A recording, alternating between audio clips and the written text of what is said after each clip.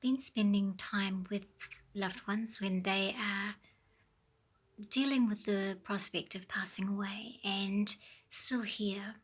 And so we are usually spending a lot of our energy responding to their situations and their fears as they come up. And sometimes this makes them a priority. And everything in their world becomes smaller so that they're their only priority, and they expect that you will see that as a moment for you to prioritize too. And that still needs to be checked moment to moment. Is this about something that is part of your soul journey, that you are supposed to spend time with this person or move through them, their emotions and their fear paradigms?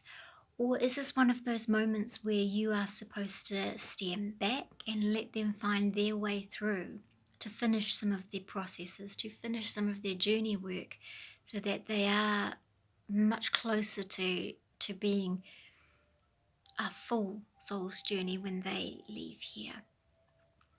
And sometimes it's emotional, sometimes it feels like we are desperate and we want more time with them, and we want to spend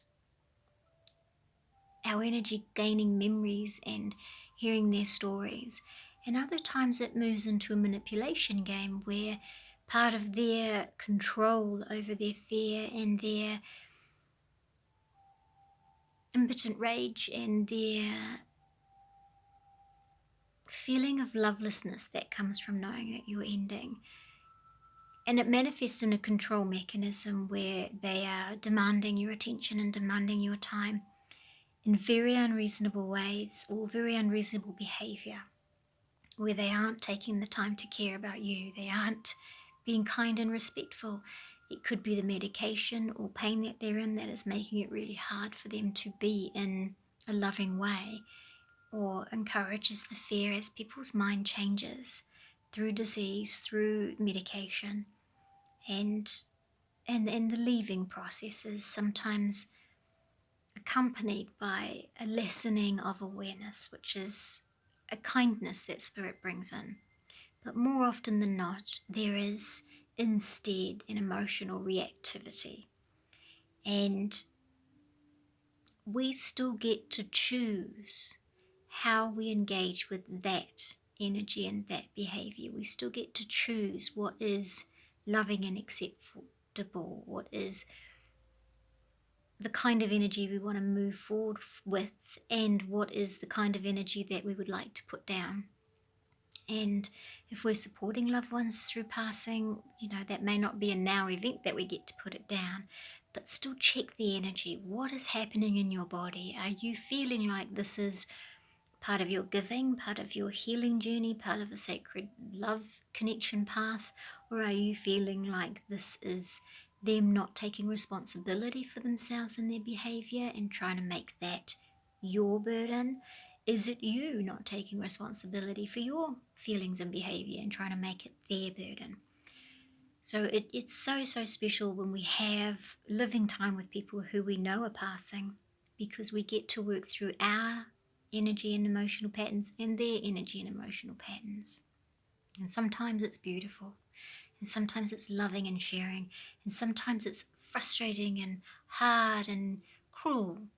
And we're entitled to all of these emotions, but we are entitled to emotional truth about whether we consent to the behavior that we are subjected to, or whether we're being respectful to the people around us and doing what would be consensual behavior to them.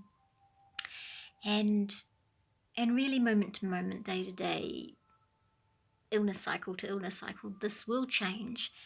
And our ability to cope with our loved ones as our emotions could move from fear to loss to freedom to all of these things, is just find out what you're feeling, acknowledge it, accept it, be in that emotion, and then of course your response. What are you going to do? What would you like to say to you, to them? What would you like the feeling to be around that memory or the next memory?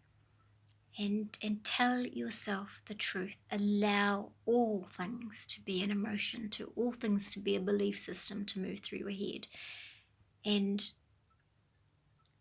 allow yourself to sit in whatever it is that's coming through, so that you don't get lost in it by avoiding it, by not looking at it. And it makes it much easier for you to stay in the love energy. It makes it much easier for you to take your steps in this journey in a growth place or in an expansion place. Whether you want to be there or not, you still have a journey, you still have opportunities in the emotional moments to do growth, to do manifestations, to really have a look at how you would like to be treated, or how you would like to receive love, or how you would like to contribute to the story of somebody passing. Lovingly or honestly, moment to moment, this may change. So it's not about your actions, it's not about critiquing, it's about allowing that emotional truth of what you are feeling,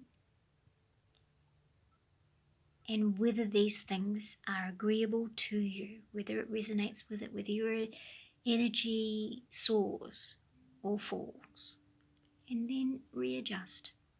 Set some boundaries for you or for them, and know that that's okay, that we are all entitled to be in respectful situations. So the hard ones are here to remind us that it's up to us to choose the energy that we engage in, even if the events are beyond our control. Spend your energy wisely. Be honest with yourself, and your resistance energy decreases, and your need for support increases because you value those needs.